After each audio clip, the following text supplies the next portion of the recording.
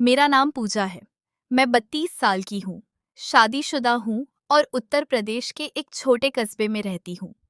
मेरे घर में मेरे पति हैं जो 34 के हैं, एक 13 साल का बेटा और 16 साल की बेटी है। मेरे पति की फैक्ट्री में नौकरी है, लेकिन पिछले 4 साल से कमर दर्द की वजह से वह ज्यादा देर खड़े नहीं रह पाते और रात को नींद भी ठीक से नहीं आती। मैं आज भी लोग जो कहते हैं वैसी ही लगती हूँ जैसे पहले लगती थी। पड़ोस की आंटियां अक्सर मेरी तारीफ में कहती हैं कि मैं बरसों पहले वाली हेमा मालिनी जैसी दिखती हूँ और यह सुनकर मन थोड़ा गुदगुदाता है।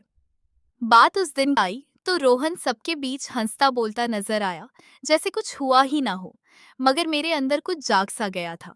मैं बार बार उसकी तरफ देखने लगी, उसके पास बैठने के बहाने ढूंढने लगी, हल्के से बातें करने की कोशिश करने लगी, लेकिन वह बिल्कुल भोला भाला बना रहा। उसकी वह बेपरवाह मासूमियत मुझे और बेचैन कर रही थी। वह पल मेरे दिमाग से सौ निकल ही नहीं रहा था। दिन भर शादी की तैयारियों में मैं उसके आसपास रहने का तरीका ढूंढती रही। कभी चाय का कप देते हुए उसकी नजरों में देखती, कभी हंसी जाक में उसकी बात सुनती। शादी की रात में जब सब नाच गाना कर रहे थे, तो भी मेरी नजरें बार बार उसी पर टिक जाती। शादी बड़ी धूमधाम से हो गई। 3 दिन बाद बड़े बुजुर्ग दुल्हन को विदा करने उसके ससुराल गए। घर में अब सिर्फ कुछ रिश्तेदार की औरतें, मेरे बच्चे और रोहन बचे थे। शोर शराबा थम गया था। शाम 7 बजे खाना हो गया। मेरी बेटी और बाकी औरतें एक कमरे में सोने की तैयारी में लगी थीं। मुझे भी वहीं सोना था। मेरा बेटा दूसरे कमरे में चारपाई पर लेटकर फोन देख रहा था। वह वहीं सो जाता है। रोहन खाना खाकर थोड़ा टहलने निकल गया था। मैं बेटे के पास लेट गई और उसके साथ फोन पर कुछ देखने लगी। रात 9 बजे रोहन लौटा। मुझे देखकर मुस्कुराया और बोला, ये भाभी क्या देख रही हो? मैंने कहा, बस कोई पुरानी फिल्म, आज तू भी बैठ जा। वो बोला, अभी आता हूँ भाभी, और अपने कमरे में जाने लगा। थोड़ी देर बाद वह वापस आया और बेटे के बगल में लेटकर स्क्रीन देखने लगा। मेरे सीने में धड़कनें तेज हो गई। उसके इतने करीब होने से मन में एक अजीब सी बेचैनी सी होने लगी। 10 बजे बज गए। बेटा बोला, मी लाइट बंद कर दो ना, नींद आ रही है। ये पुरानी फिल्में तो तुम रात भर देखती रहोगी। मैं हंस पड़ी और रोहन भी हंसने लगा। उसने कहा, हाँ भाभी, हाँ लाइट बंद कर दो। मेरी भी आंखें भारी हो रही हैं। मैंने लाइट बंद कर दी और उसी चारपाई पर बेटे के पास लेट गई। अब दीवार की तरफ रोहन, फिर बेटा और फिर मैं। थोड़ी देर में बेटा सो गया। फिर रोहन की सांसें भी गहरी हो गई। मैंने उसे जगाया नहीं, फोन की आवाज बिल्कुल धीमी कर दी। कुछ देर बाद चुपके से उठी और बगल के कमरे में झांक कर देखा। सब सोए हुए थे। मैं लौट आई, नाइट लैम्प जला दिया, फोन बंद किया और बेटे के पास लेट गई। आधे घंटे तक इंतजार किया। गहरी नींद में थे। रोहन भी बेखबर सो रहा था। मेरे मन में एक अजीब सी खिंचाव सी हो रही थी। मैं उसे देखती रही और दिल की धड़कनें काबू में नहीं आ रही थी। उस रात मेरे अंदर क्या हो रहा था, शायद मैं खुद भी नहीं समझ पा रही थी। लेकिन एक अकेलापन मुझे खींच रहा था, जो पिछले सालों में पति की बीमारी की वजह से बढ़ गया था। घर में सन्नाटा था। नाइट लैम्प की पीली रोशनी कमरे में एक नरम सा माहौल बना रही थी। मेरा मन काबू से बाहर था। रोहन गहरी नींद में था। उसकी सांसें नियमित चल रही थी। बेटा पास में सो रहा था और बगल वाले कमरे में बाकी सब भी सोए थे। मैं लेटी थी, लेकिन नींद कहाँ थी। कई कि रोहन का चेहरा, वो सादगी और वह अनजाना पल बार बार याद आ रहा था। मैंने धीरे से करवट ली और उसे देखा। लैम्प की रोशनी में उसका चेहरा नरम लग रहा था। मन में बेचैनी बढ़ रही थी। मैं जानती थी यह गलत है।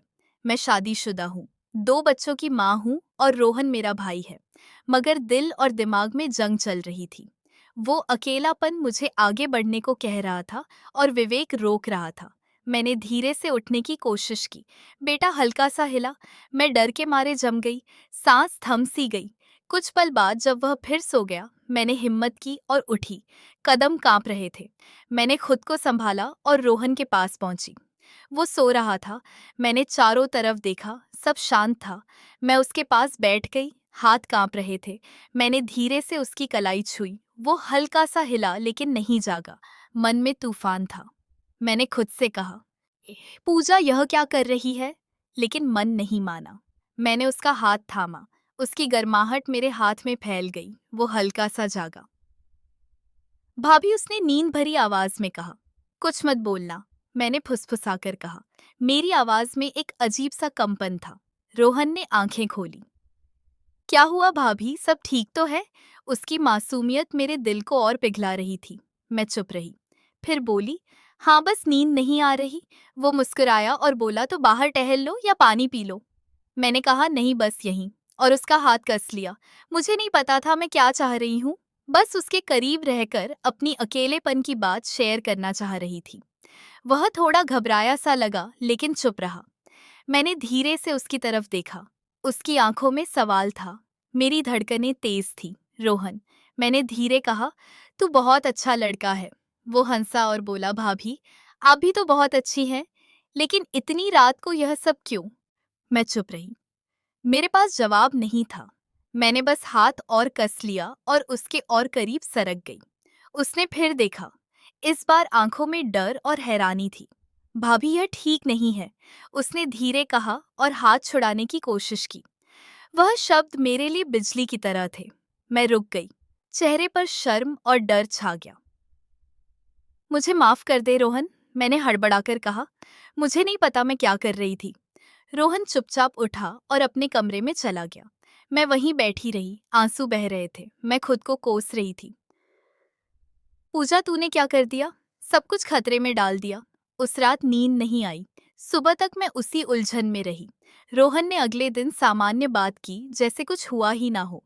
लेकिन मेरे मन पर बोझ था। मैं जानती थी गलती हुई है, और यह बोझ जिंदगी भर रहेगा। दोस्तों, कैसी लगी आज की कहानी? कमेंट में अपनी राय जरूर बताना। क्या होगा? तो आगे यह जानने के लिए अगली कहानी का इंतजार करना पड़ेगा। नमस्कार, और हमारे चैनल को सब्सक्राइब करना ना भूलें। धन्यवाद।